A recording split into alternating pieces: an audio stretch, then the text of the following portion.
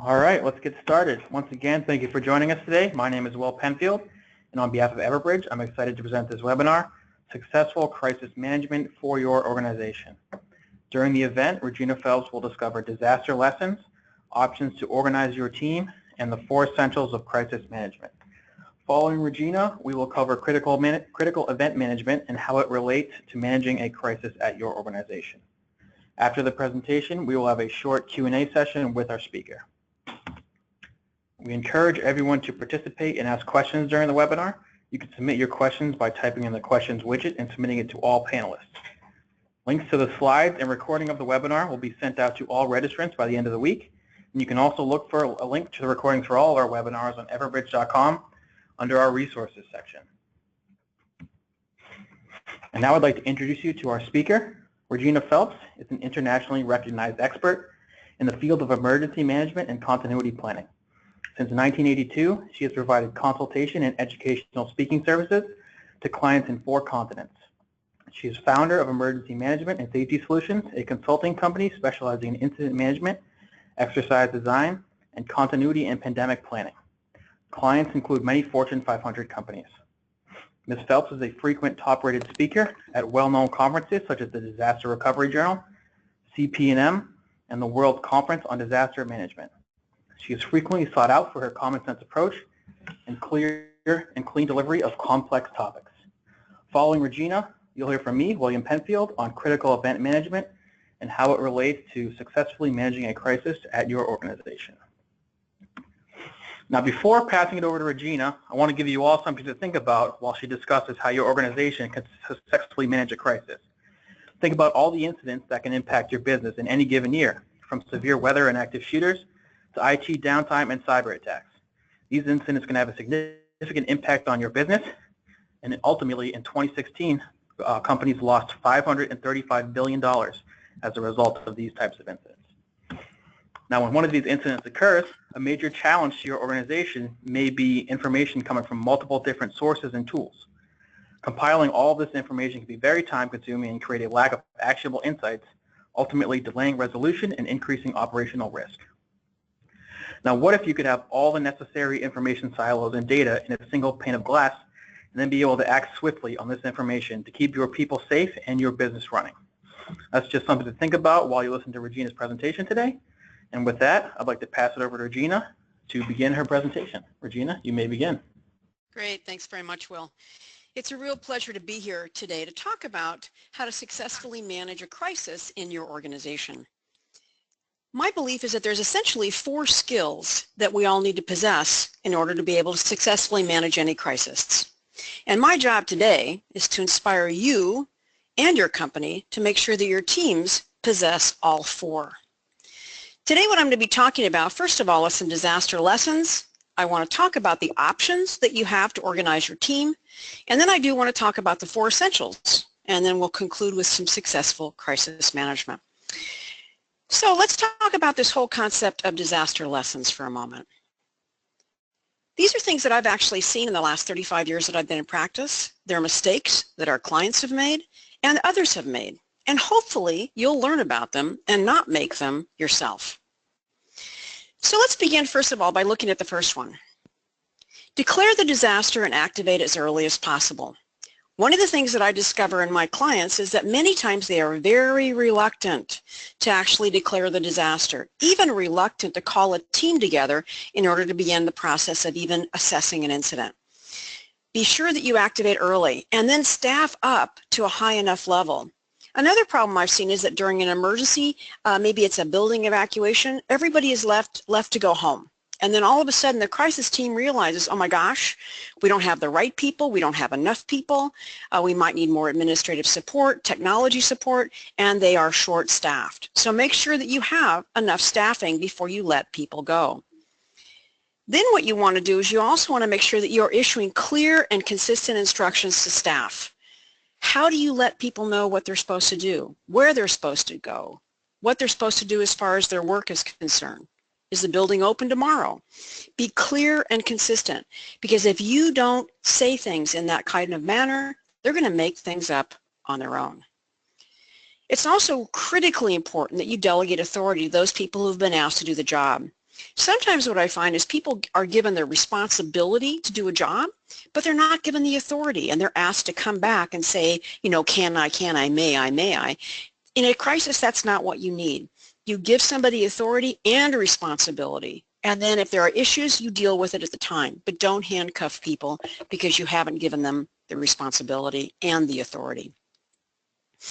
You also want to make sure that you understand that over time the plan will degrade, and that's not just the plan, but actually even team members as well. And think about it from this perspective, is that many of us never have activations that last very long. And knock on wood, that's really a great thing. But what happens is that we never think that our plans will be activated, pardon me, for days or maybe even weeks. And certainly know that after the first 24 hours, the team is going to be tired. The plans may not be that well thought out for after the first 24 hours, and effectiveness will certainly suffer. So you want to make sure that you have something in place to monitor. Then what you want to do is you want to also then consider two common syndromes. These are two of my favorites, which I've heard many, many, many times in my practice. Been there, done that. Be very suspicious of yourself or others who think they know everything about the emergency that's in front of them. Yeah, I know what a hurricane looks like. Yeah, I've been through an earthquake. When you start hearing people talk like that, you need to pay attention because they're not looking at all the things that could go wrong in this particular situation. So be aware of that kind of cognitive bias. My favorite, which I hear actually from a lot of my university clients, is we're a really smart group and we're just going to figure it out when it happens. You know, a bunch of PhDs in a room saying, yeah, we're smart and we don't need a plan, we don't need to practice because we're smart. No, you need all of those things. The key thing that leaders need to understand in a crisis is you have to make decisions, even if the information is incomplete, and you have to keep moving the group forward. That is your job in crisis management. Make a decision, move forward. If the decision is wrong, make another one. Keep moving the group and the issue forward. Also be very aware of situational awareness. I'll talk about this in a little bit, but I cannot emphasize enough. We're going to be making all kinds of decisions on information, and we need to have many ways to get information to us. That's called situational awareness. Social media, traditional media, emergency responders, employees, clients, vendors. Who are your sources of information? How do you receive that information? How do you validate it? And then how do you present it in a way that your leadership can actually digest it and make decisions? Communication, critical. Communicate, communicate, communicate. In all of my years of practice, I've never had somebody say to me, oh my gosh, my company communicated too much with me in that disaster. Never going to happen. My last lesson is one that is a more recent lesson that's been in the last few years, and it certainly seems to happen every time you turn around. And that is this, social media. So I want you to repeat after me. I will never, ever, ever, ever forget about social media and the power of an individual to change my company's life forever. Yeah. We are hearing a lot of feedback. Oh, really? Interesting. Yeah. Let me change to my computer speaker and see if that's better. I apologize. Hold on. No worries. Okay, so let's try this and let me know, Will, how that works. I apologize. That sounds great. Okay, good. Thanks. Thank you. Look, no worries. So I want you to really think about this. I will never, ever, ever forget about social media and the power of an individual to change my company's life forever. And of course, all you have to do is simply remember the most recent kind of egregious act of social media, and that was certainly the presentation of the United passenger being drug off a plane on April 9th from Chicago to Louisville. And all you have to do is think about that one particular incident and realize how incredibly devastating this will be for United, for anybody who has the situation. And boy, United has not been able to get out of their own way. I'm sort of embarrassed because I'm actually a 2.5 million mile flyer on United, and I feel really sad for all of the employees. But boy, they still make mistakes.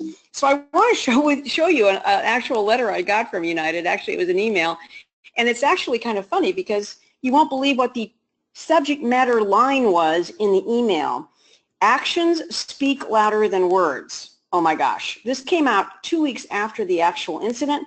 And I can't believe they would actually select that particular subject matter line.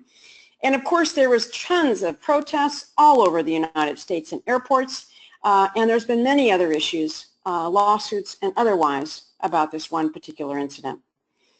And not to mention, lots of humor. And this has actually been one of my favorites. These are all of the different apologies that United made, and, and a few that there are some made up at the bottom, but it gives you an idea about how when you make a mistake and it's broadcast by social media, that it is a crisis that you will live with for a very long time.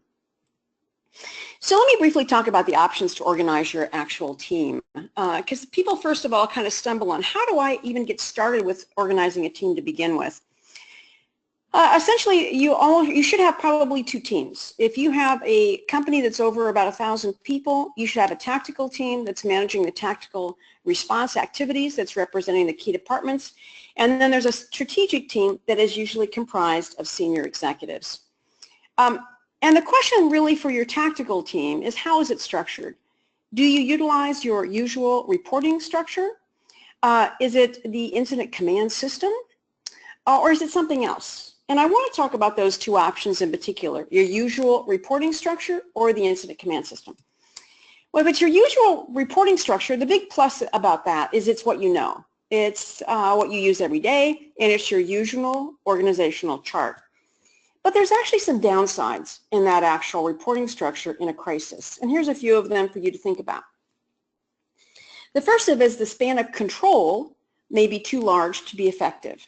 So if you have one person who's in charge of the team, whatever title you've given them, if they have, think about the number of departments that might be there: legal, HR, facilities, IT, all the key lines of business, communications, finance, regulatory, compliance. There's a lot of folks, and that's a lot of people for one person to actually hear from. So the span of control is likely too large.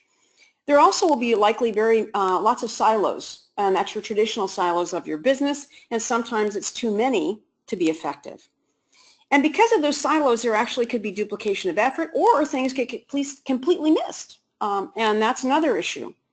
And because of that also, there may not be clear authority, and you need literally a single person, if you will, who's running the ship versus all of those silos and reporting up to their usual reporting structure. So sometimes your usual methodology isn't going to work, and I'll talk more about the incident command system and a version of that to give you an option.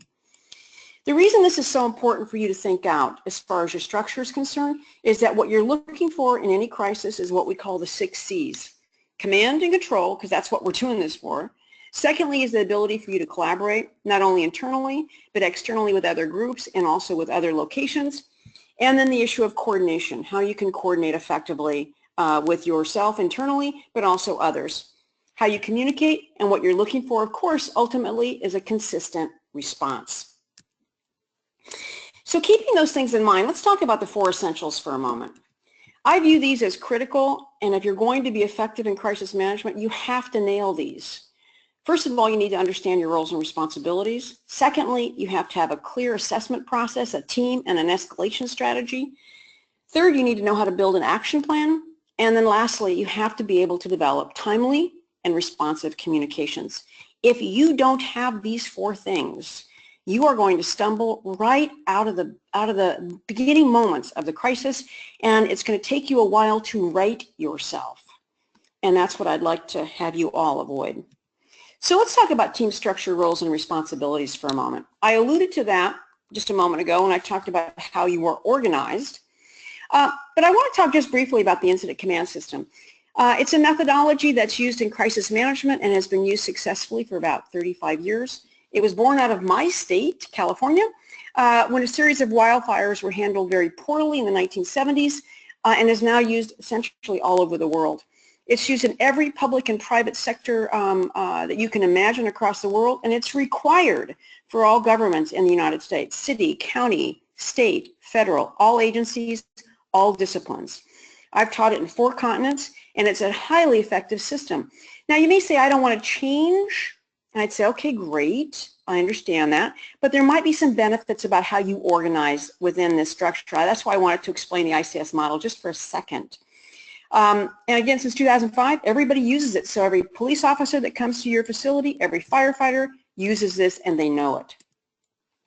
It's essentially comprised of these teams in front of you. And so what I want you to think about is, even if you use your normal kind of structure, can you organize folks into buckets? And so let me explain quickly what these buckets are. The command post, if you will, at the top, that's often called an incident commander. That individual is responsible for the entire tactical recovery of the organization and reports directly to the executives. Our communications team, which might be comprised of social media, regular communications, marketing, government relations, lots of folks who are communicators live in that comms box. In a corporate operations team, you're likely to see the individuals who are responsible for the backbone recovery of the organization. What does that mean? Facilities, security, technology, everything we need to do in order to work. Logistics is usually comprised of HR. In a public sector team, you'll also find procurement there, but we find it doesn't work very well in a corporate setting, and it's usually in finance for us. Planning and intelligence, all the key lines of business, legal, regulatory, compliance, business continuity, all those folks that have to work together to manage and recover the organization. And then lastly, finance. So that could be AP, AR, general ledger, risk, insurance, procurement, payroll, all those key things. Just briefly, when you look at this structure, if you kind of group everybody together in teams, they should all have a team leader in front of every one of those boxes, and they are the ones that report to the incident commander. So instead of having 20 people tell the incident commander what's going on, you only have 4 plus the communications team. So it's highly effective. There's lots of information about ICS, and I have lots of lectures that I've done for Everbridge and others for this. So I just wanted to have you think about a different way of organizing, even if you don't call it ICS and even if you don't use a lot of that methodology. It's really helpful. What I want you to think about all with your team and structure and roles is that you need to make sure that your plan clearly calls out what are the roles and responsibility of every single person on your team, and every person who's on your team should actually have a checklist so they know what their job is. Now you may say that seems kind of silly. Why would I do that? Well, think about it from this perspective. What if they don't come? What if their backup doesn't come? And it could be after an earthquake or a hurricane or something like that, and you need to hand a checklist to somebody and say, I need you to do this. That's why checklists are awfully helpful. Also, it just reminds us in a crisis when we're kind of frazzled, everything we need to do, and it's a great way to check off things to make sure that you've actually done what you're supposed to do. And then you want to make sure that your plans and checklists fit your expected risk profile, your likely activations. So look at your hazard risk analysis. What are you expecting to happen? Earthquake, hurricane, tornado, floods, active shooter, any of those things. Make sure that it all fits. We are advocating an all hazards plan, but make sure that things that are in there are going to fit an all hazards approach. Then you might be wondering, well, if those folks are doing all that stuff, what are the executives doing? That's really the strategic team. And they essentially have 4 really critical jobs, and they are not what the other folks are working on. They are, and ideally, they're not part of the tactical crisis management team unless you're a really small company, because they have critical jobs. And I will tell you, executives have a tendency to gravitate towards the tactical activities because it's fast moving, it's critical, it needs to be done right away, and frankly, tactics are easy to gravitate to. Strategy is much harder. They have 4 jobs in my opinion, and these are the things that we train executives that they must be doing at time of crisis. The first one is providing strategic and policy oversight. They're the ones that are going to make all kinds of decisions. Do employees get paid or not? Do we open tomorrow or not? What do we tell the analysts on the street? How are we going to be talking with our big customers? What is our overall policy about a particular issue? Are we doing refunds? I mean, the list goes on and on.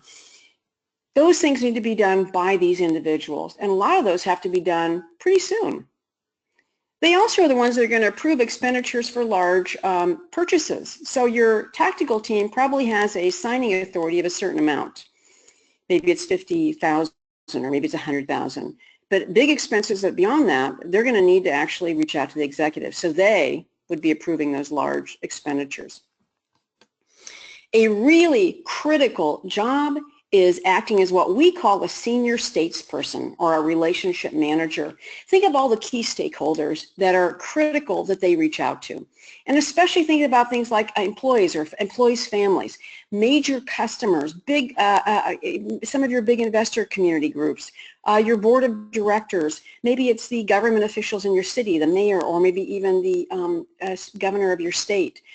They are going to be talking, a senior person from another entity wants to talk to the senior person of that company to be reassured and to be told what's happening. And that's a key job. And your tactical team can start handing them lists of people that they need to be reaching out to. And then lastly, if the situation is you really want a very senior person at the company who's on camera, who's actually speaking to the media, because a corporate communications person is not going to be sufficient. And so that's the fourth job that they have. I encourage you to think about this, document this in executive plans, and be sure that you actually train them in exercises that this is their job, and the tactics are done by the other team.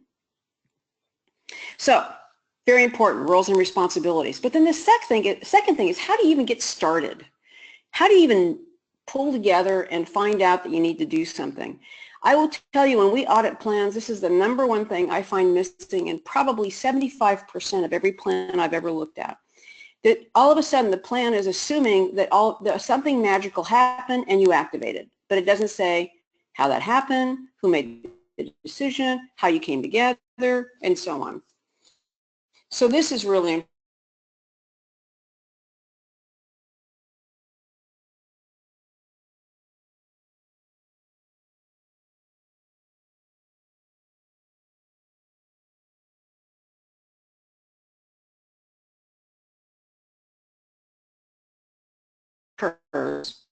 And then has it been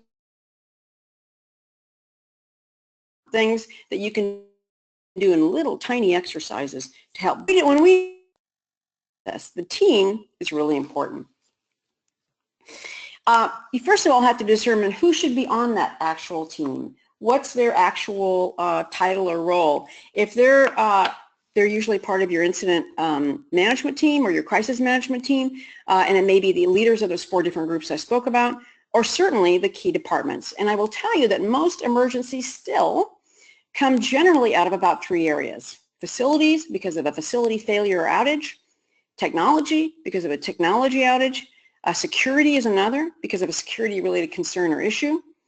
And then many of our clients will add a couple of other folks, maybe the overall incident commander, they might add somebody from HR, and they come together once an incident occurs. The team's responsibility is to, first of all, conduct that initial assessment, and they're using the criteria and the strategies that you have built to determine whether the plan is going to get activated. And their job is to actually determine as to whether the plan gets activated or not. So any of these members should be able to activate the team and the plan. And note, we don't say it's 3 out of 4 or 5 out of 7, because in some crises there may be just one person standing. Think about an earthquake or something. We're not going to have to debate. We're just going to, that person is the only one that arrives on the call. They have the power to actually activate everything. The other thing you need to be thinking about initially is, with this particular team, how do they connect? What's the communication strategy? Do you use your emergency notification system to send out a message to ask all of them to jump on a bridge? Highly effective, very efficient. We always, not just bridges, but also we strongly encourage that people have at least a couple of physical meeting places where they might meet automatically, because possibly communications have been hampered. And many times, as we know, after an emergency, the cell phone system is overloaded and we're not able to actually connect. So having a physical location predetermined is very helpful. When that team comes together, the first thing they have to gather is what's called situational awareness. And you recall I mentioned that just a few slides ago. And this is really important. What do you know? So that goes back to how did you learn about the problem? Was it something you saw on Twitter? Was it something on the news? Was it something that you heard from a police officer, a firefighter, an employee? You basically share everything that you know about the situation. And then you talk about the impact of what you know. Is it a facility of ours that's impacted? Is it our other locations? Do we have people that are injured? Do we have our customers or our visitors or vendors that are affected or injured in any way? Are there impacts to our business, our time-sensitive business processes? And then also consider what are the impacts to the organization. So we're going to talk about impact. And then what's the overall effect? Can we work? Can we not work? Can we do what we're supposed to do for a living? You're going to have a good discussion about that. And then also as part of that, there's what kind of event is it as far as the type? And that really is about geographical location. So for example, it could be a local event. Maybe it's only you that's actually impacted. Maybe it's actually a power outage that's only yours, or a fire that's only affecting you. Very different than a regional event where lots of people are impacted. A national event, 9/11 is a good example. Even though there were only 3 physical locations in the United States where there was a physical impact of 9/11, Washington, D.C., New York, and Pennsylvania, the nation shut down. Not only air travel, many telephone carriers were not transmitting communications, and many of our clients closed that entire day. Schools closed. The entire nation shut down.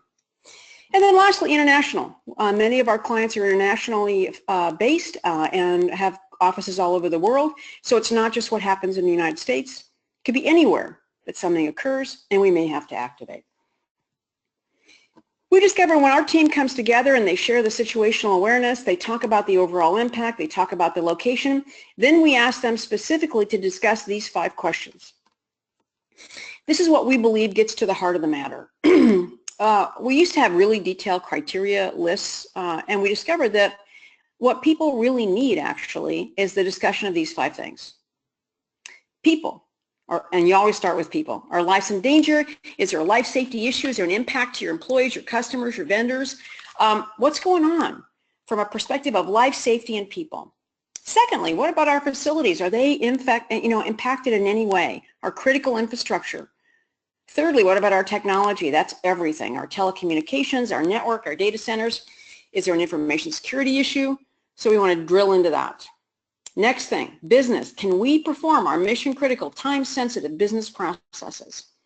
And does this impact your customers, and does it have a financial impact on your company? If you can't do what your company is supposed to do, that is a significant issue, and that certainly impacts your business and your bottom line.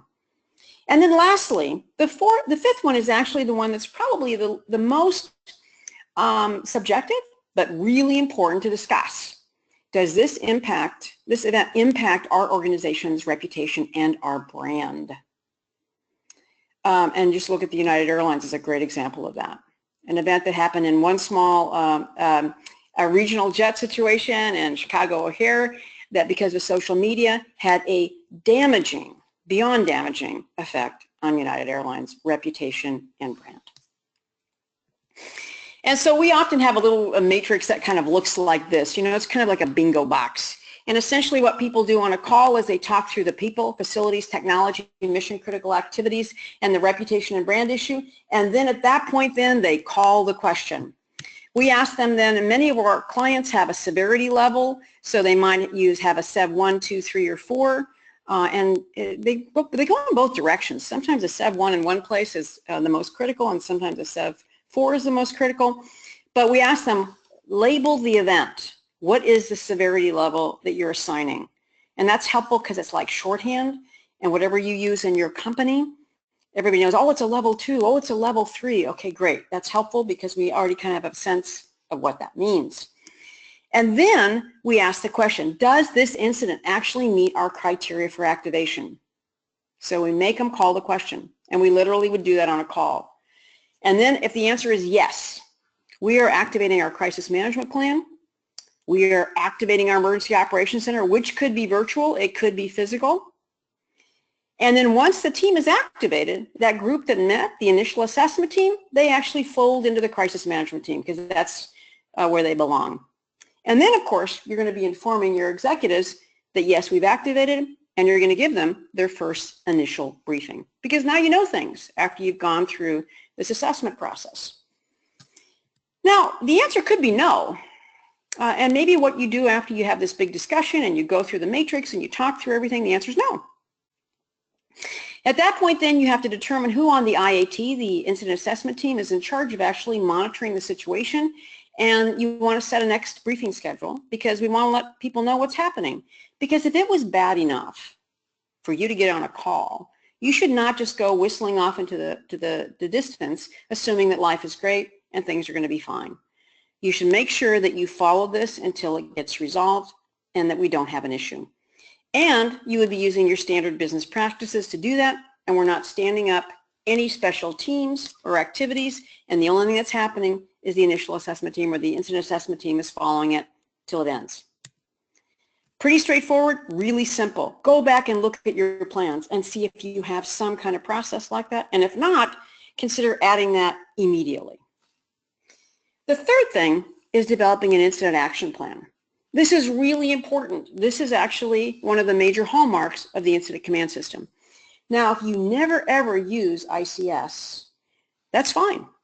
But this particular process will help you in your company be as organized as possible after any crisis, and it serves as an excellent communication tool to others about what you're doing and how you're managing the event. So let's talk about this. What's so great about this particular process called an incident action plan, and why is it better than sliced bread? You know what's amazing to me is it's super, super simple. It only has essentially 4 things. But yet I will tell you that unless people have been formally trained, people don't do this. And this is something you want to make sure that you have in your mobile tool. If you're using a mobile tool, you want to make sure that you've got it in your planning process, and that's something that's used and shared widely. It only has 4 things. First of all, it has the overall status of the event. In other words, your situational awareness, detailing the history of the situation and what the current status is. Then you have very specific strategic objectives and any other kind of necessary information that supports those. Thirdly, every one of those objectives is actually assigned to a particular person or a team, so that if we want to know what's going on with that objective, we can literally go find that person and find out. And then lastly, it includes the date and the time of the next operational period. What's that? An operational period is how long your team works on the incident action plan before it comes back and reports status, determines if you have new objectives, and then recommits to the operational period, or actually folds down the process because we're done. It's really simple. It's really straightforward.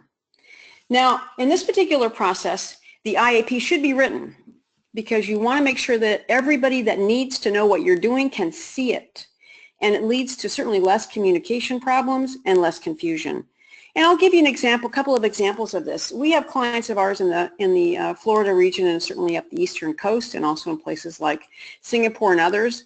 In the eastern part of the world, of course, it's about typhoons, and in the eastern United States, it's about hurricanes. If there's a pre-hurricane alert or a pre-typhoon alert, what will happen is that the teams get together, they develop an action plan, and they actually know exactly what they're going to be doing. They have their operational periods established, and the hurricane hasn't even hit. So it can be used in a pre-planning process, if that makes sense. And certainly it can be used after any incident, where if you're trying to make sure that your additional offices, executives, and other key players know what your team is working on and who's doing what, it can be shared widely, PDFing it and sending it out as an attachment in an email.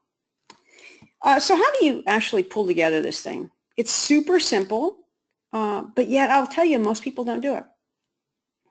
And what happens after an incident is that everybody's kind of running around thinking that they should be doing what they think they should be doing, and many times it's not the right thing. Or we have some things that are having a zillion people working on them, and other things that no one's working on. So the assignment part is really important. So just to reiterate this, I want to peel this back just for a moment a little deeper here. First of all, you want to make sure that you've assessed the incident and you have all of the current status available that's in this report. It could be a paragraph, it could be a little bit longer. And essentially what you want to do is you want to make sure that this information is from a wide variety of sources, as we talked about earlier. I can't emphasize how important this is, and it's a great exercise, just even developing what your situational awareness is. Practicing where you get your information, how you bring it into your command center, whether that's virtual or physical, how you display it. Is it on status boards? Is it somehow captured on a document that you might be projecting by an LCD projector? Do you have it in SharePoint? Whatever the issue is. And then how do you follow things like traditional media and social media, which as we know is critically important. Then after you know what your situational awareness is, then you're going to establish these incident objectives. And let me just talk for a moment about that. These objectives would be written by each person who's part of the planning process. So if you're utilizing the incident command system, that's everybody that's in charge of one of those teams, so operations, planning and intelligence, logistics and finance. If you're using your regular departments, it would be the individual assigned for each one of those departments. What are the things they're working on? Now, the way that we write objectives may sound a little picky, but I do want to mention it because it's very helpful.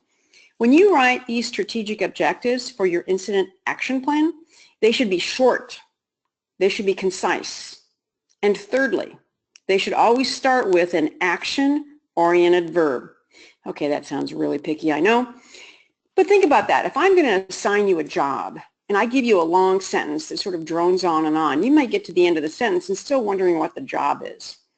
So if you think about that in a short, concise statement, with an action-oriented verb, it becomes very different. So something might be such as account for all employees, very likely assigned to HR. Conduct an initial damage assessment. Think of that going to facilities. You could have the same thing for technology. Conduct a technology assessment, going to IT. And imagine or develop initial communications points or talking points. That would go to communications. Think of the things they need to do. Think of it being in a short, concise sentence, starting with an action-oriented verb. You give that to somebody, they know exactly what their job is because it's super, super clear. Then you want to make sure that you've actually assigned all of these objectives to an individual or team so that if I want to follow up what they're doing, it's not hard to do that. And then you determine the operational period. When do you meet again?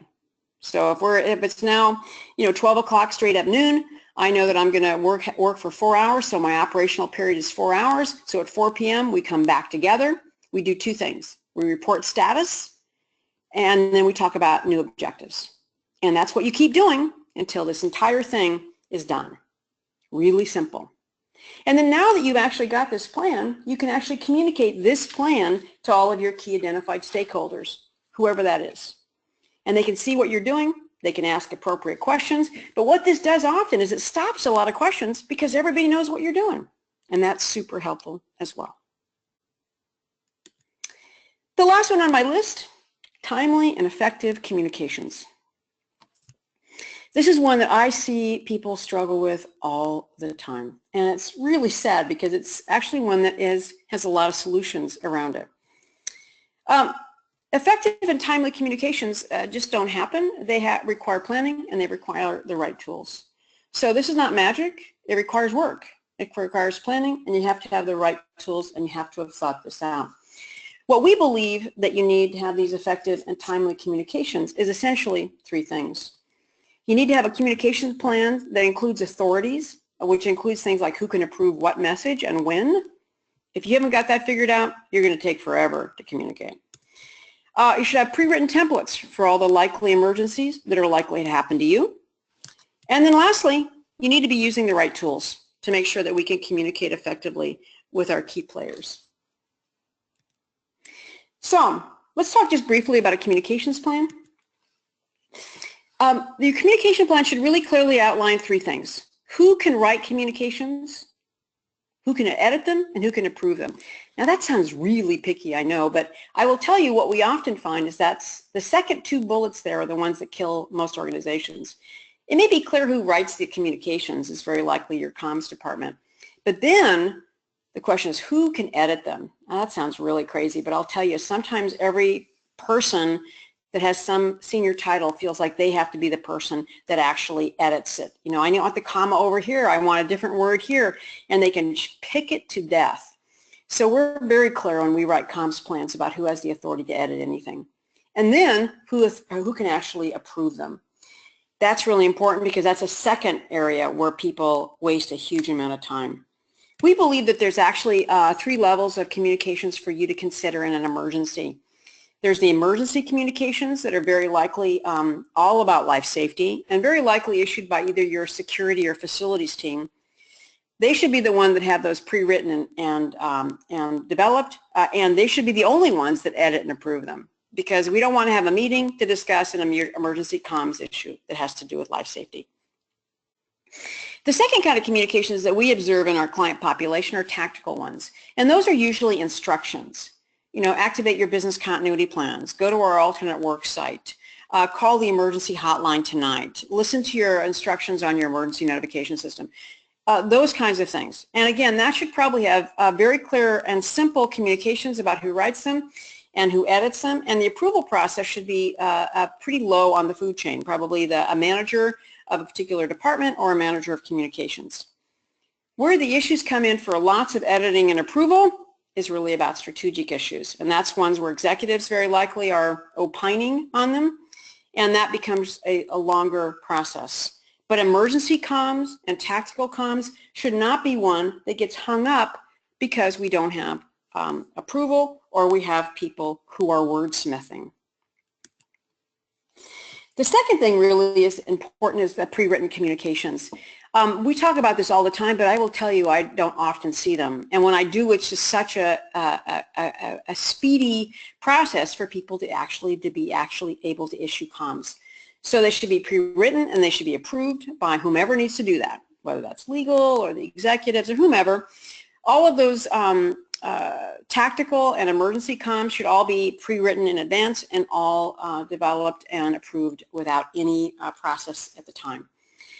You also want to make sure that these templates, as I mentioned, really are in the three areas that I talked about. Emergency comms, I want all the public address systems, I want all of the 140-character texts written out, whether they go out through your ENS or they're going out through Twitter or through sending a text to employees. I want to know what the tactical comms are and approved. And there's a lot of strategic comms that you can have basic placeholders that are done in advance and approved that could be sent out to some of your key stakeholders, informing them that you have a problem, you know you've got a problem, and you're working on it.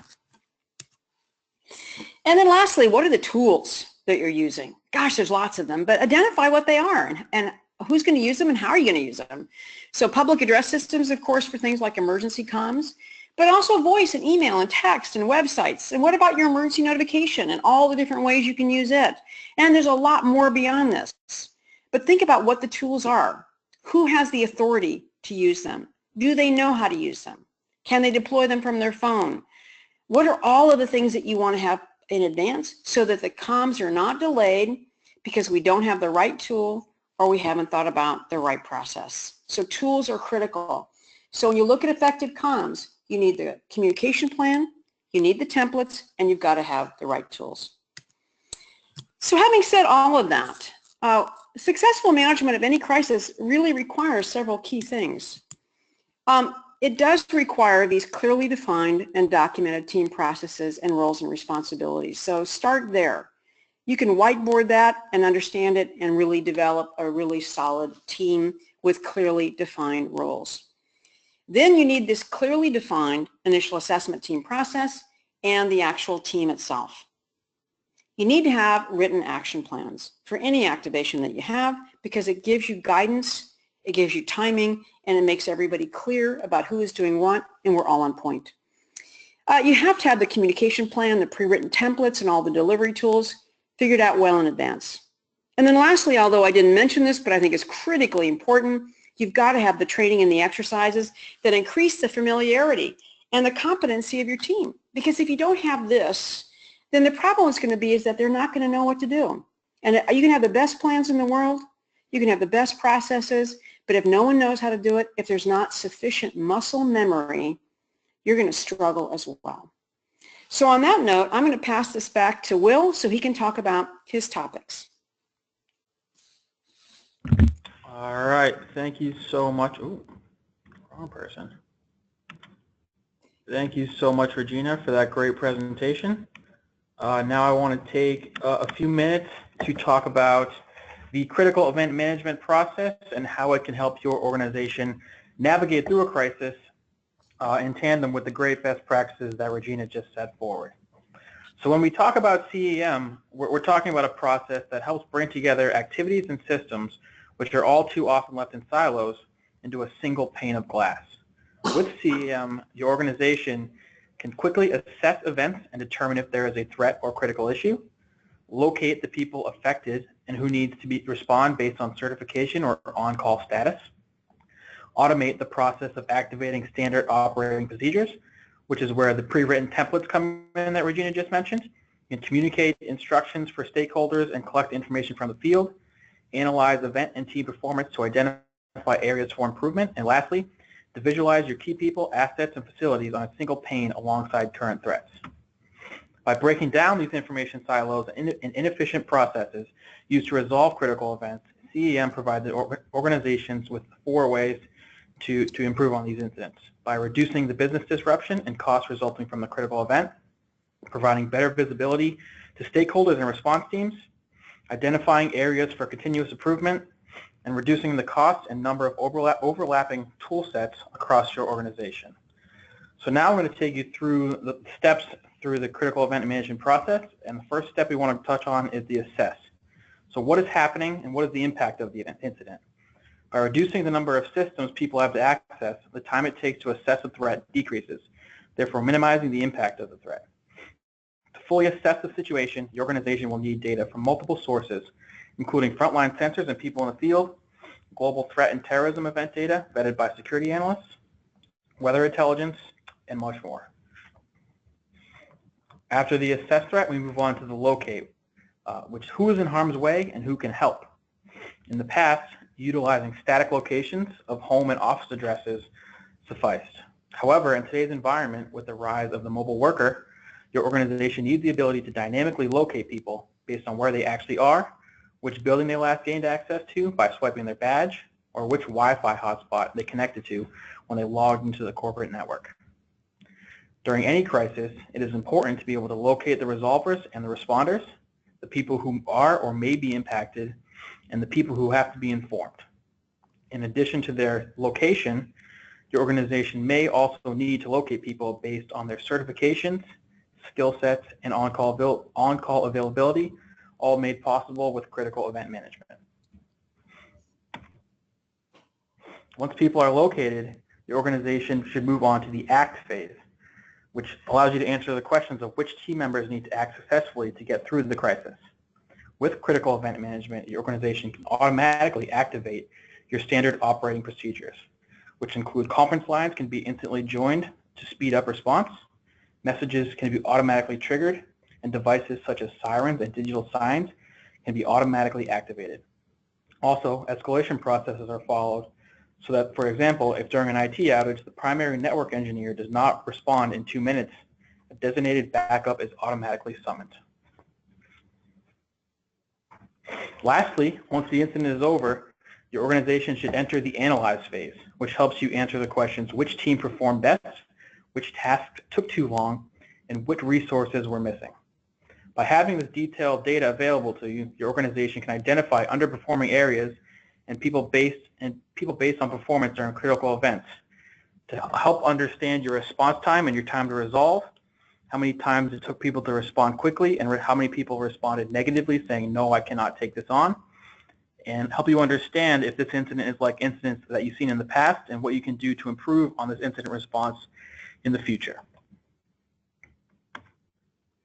And throughout the entire critical event management process, communication will be an integral part. This is how your organization reaches out to the employees who may be in harm's way, or simply sends out instructions for what all employees need to do during a specific incident or crisis. By accounting for individual contact preferences, you'll have the best chance for reaching people. For example, an after-hours text will likely be more effective than an email. And in conclusion, I want to quickly mention that the Everbridge CEM platform is able to address numerous incidents and challenges, ranging from a medical emergency to a cyber attack or a supply chain disruption.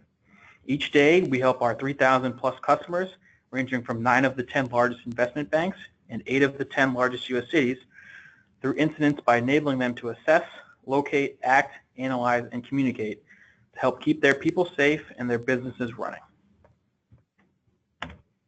And with that, we will move on to our Q&A portion of the session. As a reminder to attendees, you may submit your questions by typing a question into the open text field in the questions panel on your screen. So Regina, the first question we have for you is, who are the key personnel that need to sit in on the team for strategic and tactical decision making? That's a great question. So part of it depends on your business, but the first thing you want to be thinking about is the core infrastructure of your organization. So for you to be making tactical decisions in particular, what you're going to need immediately are facilities individuals, technology individuals, as well as a security, so that you can actually have a place to work that's safe, or be able to make sure that your employees have what they need. Depending on the incident, you might also need individuals that are from key lines of business, communications, HR, and then also things such as legal.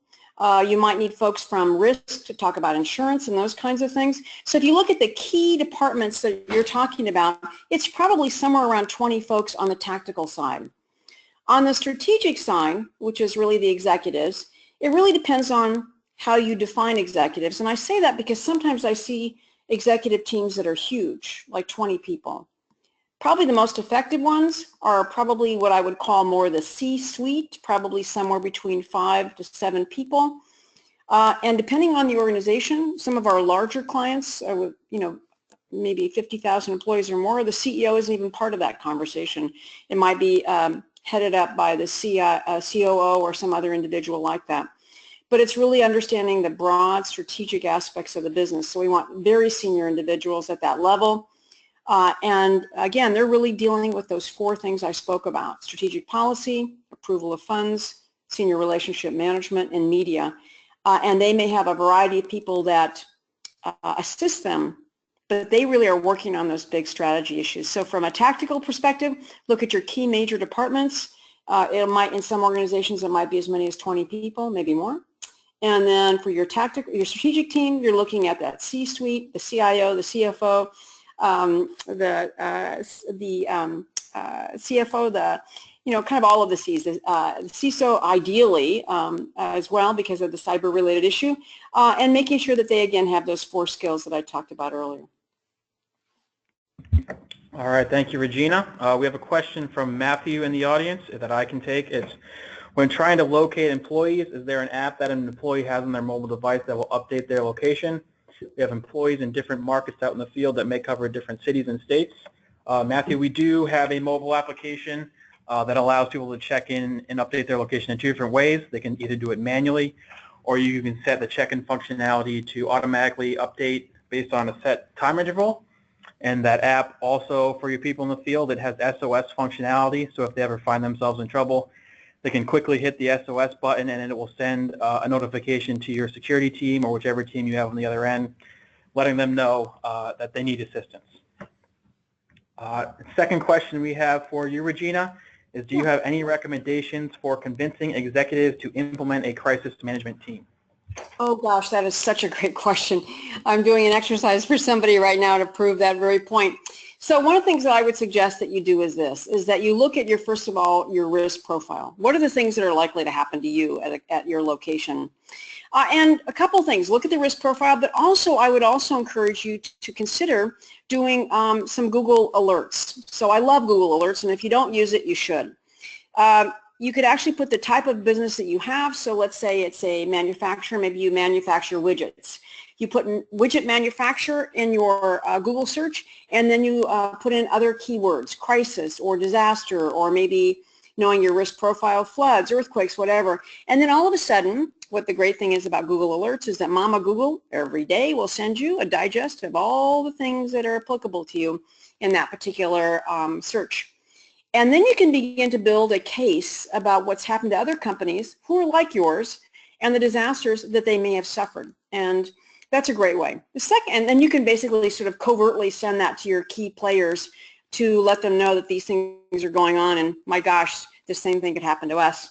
The other thing I would encourage you to do is that if at all possible, do some short, even a really short exercise for your senior executives, demonstrating to them the importance of a crisis management team. And I'm actually doing an example of this exact same thing. Is I'm doing an exercise for a client of ours in Texas next month, and I'm selecting a tornado. They're in Tornado Alley. It's the absolute perfect thing. They don't have a crisis management process at all, and we're just going to have a tornado hit their building, and then the next questions are like, well, now what? And then going through the issues of talking about the damage, talking about the impact to employees, talk about the fact that their data center is down, talking about the website. Okay, now what are we doing? And demonstrating to them that this could happen to you, and if you are flat-footed, what's going to happen to your company, and who's going to communicate, and what if your data center does go down, and your website goes down, and people can't find you, and how do you serve your customers? And the list, as we all know on this call, is endless. So sometimes having a short, tiny exercise can be one of the best ways to prove to someone that they actually need to take this seriously by developing a team and a process.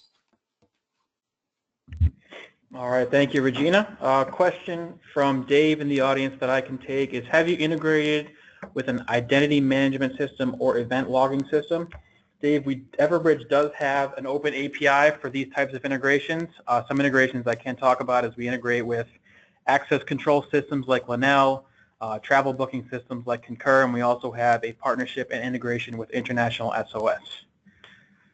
Next question for you, Regina, is from Philip in the audience. Is how often should plans be tested? Great question. The general rule is, of course, once a year, but I would say to you, in a dynamic environment, they may need to be tested more often. And let me just say that when we do exercises, you might want to do really one good, robust exercise a year, but, you know, our brain sort of forgets what we last learned, and so we often encourage our clients to create what we call ripped from the news exercises. What does that mean? This can be something that's really simple. You flip through any newspaper of any city in the world, and you're going to find probably an exercise on every other page. So whether it's the active shooting situation, it could be a terrorist event like happened unfortunately last night in the UK. It could be a flooding situation, a power outage, an earthquake. The list goes on, and it's endless. And you can say, pull together your team very quickly. Maybe it can just be over in the part of a regular meeting and say, okay, this thing just happened to us. Who's our assessment team? Okay, let's talk about how we would assess it. What do we need to know? Let's make some decisions. Okay, great. Then the next thing is let's build an action plan. You could do a simple exercise like that with very little planning, to be honest with you. And if you did that once every quarter and you spent 30 minutes on it, my goodness, your team would be better. So one really good, well thought out exercise on an annual basis, I'd say is a minimum, but try and do small, abbreviated experiences to build muscle memory in your team, so when something happens, they actually can stand up and do it. All right, thank you, Regina. It looks like we have time for one more question. It's actually one that a couple people in the audience have asked, is who would be on the IAT team? That's a great question. So in the IAT, which again is the Incident Assessment Team, it's very commonly facilities, security, technology, because those are where the most of your incidents will come from. Then you might have your incident commander or the person in charge of your tactical team.